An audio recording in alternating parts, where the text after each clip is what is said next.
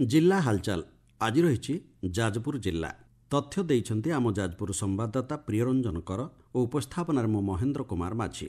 जाजपुर जिल्लार एक प्रमुख बौद्ध विहार भावे रत्नगिरी समग्र विश्व एक स्वतंत्र परिचय सृष्टि करिपारिछि। गत 2024 मसीहा डिसेम्बर मासरू एही पीठरे पुणी थरे उत्खनन कार्य आरंभ होइछि।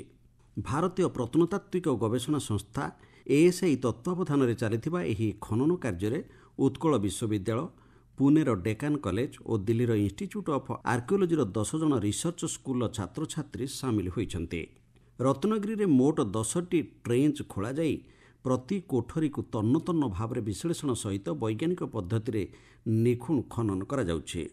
रत्नगिरी खननरू यह बौद्ध धर्मर एक मुख्य उपासना स्थली थिला बोली सूचना मिलुछि। ओडिशार एही सबु बौद्धपीठ गुड़िक सहित दक्षिण पूर्व एसीय देश समूहर बहु पुरातन संपर्क थिबा अनुमान करा जाए। खनन काल किछि सेरामिक पोटेरी बा माटीपात्र मिलिछि, जहार कि मूल क्षेत्र हेउछि चीन। रत्नगिरी खननरू मिलुथिबा सामग्री गुड़िकर प्राथमिक सर्वेक्षणरू जणा जाइछि जे यह 8म शताब्दी त्रयोदश शताब्दी पर्यंत विकसित बौद्ध धर्मर अंशविशेष अटे। रत्नगिरी रे चलिथिबा सांप्रतिक खननरू एक नूतन तथ्य लोकलोचनकू आसीपारे बोली जाजपुर जिल्ला वरिष्ठ बौद्ध गवेषक शुभेन्दु भूइया कहिसन्ते।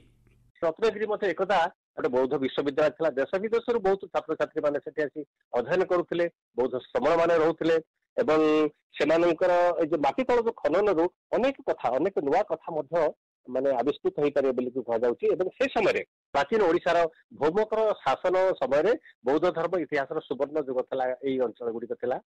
नारी शक्ति सशक्तिकरण पर उभय राज्य और केन्द्र सरकार दीर्घदिन धरी प्रचेषा कर आसुछन्ति। आजिर नारी भी पुरुषंक भली विभिन्न क्षेत्र में निजर पारदर्शिता प्रदर्शन कर आसुछन्ति। घर भितर महिला माने आउ सीमित होई रही नांती। क्रीड़ा, अंतरिक्ष विज्ञान, कौशल सबु क्षेत्र में महिला मानक अवदान बहुमात्रा रही। आयरन लेडी इंदिरा गांधी आरंभ कर पीटी उषा, मैडम क्यूरी पर्यंत समस्ते आम पई महिला सशक्तिकरण एक उदाहरण। विकसित भारत और विकसित ओडिशा गठन में महिला मानकर विशेष भूमिका रही। सेथिपई आज समग्र देश में पालित होउछि अंतर्जातीय महिला दिवस।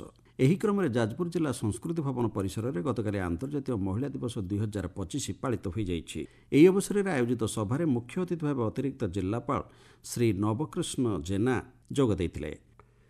मार्च मास आरंभरू जाजपुर जिले में ग्रीष्मर प्रकोप बढ़िबारे लागिछि। दिनर तापमात्रा 34 डिग्री छुईलाणी। कलिंगनगर बृहत शिल्प कारखाना, जंगल सफा कर कालियापाणीर खଣି खादान और जिले में बढ़ुवा गाड़ी मोटर पर जिले में किछि वर्ष हेब असह्य गरम अनुभूत हेउछि। मार्च मासर आरंभ हेउथिबा गरम अक्टोबर मास जाए लागि रहुछि। एबेठारु सुकिंदा, कोरेई, दानगदी, बड़चणा, धर्मशाला आदि ब्लॉकर किछि अंचल में जलकष्ट देखादेलाणी। संभाव्य ग्रीष्म प्रवाह को दृष्टि रखी एबेठारु जाजपुर जिला प्रशासन प्रस्तुति आरंभ कर दैछि। गत 3 तारिख में जिलापाल सम्मिलनी कक्ष में जिले में ग्रीष्म प्रवाहर मुकाबला निमंते एक जिलास्तरीय प्रस्तुति बैठक अनुष्ठित हो जाइछि। एही बैठक में जिलापाल पी अन्वेषा रेड्डी संभाव्य ग्रीष्म प्रवाहर सफल मुकाबला निमंते समस्त विभागीय अधिकारी माने आशु पदक्षेप ग्रहण करने को निर्देश देइथिले। गत फेब्रुआरी 28 तारिख में जिला परिषद सम्मिलनी कक्ष परिसर में जिलास्तरीय उन्नयन समन्वय और परिचालना बा दिशा कमिटी बैठक अनुष्ठित हो जाइछि। जाजपुर लोकसभा सांसद डॉक्टर रवीन्द्र नारायण बेहेरा अध्यक्षतार अनुष्ठित यह बैठक में केन्द्र सरकार प्रणीत विभिन्न योजनागुड़िकर प्रणयन और कार्यकारिता विषय सविशेष आलोचना करा।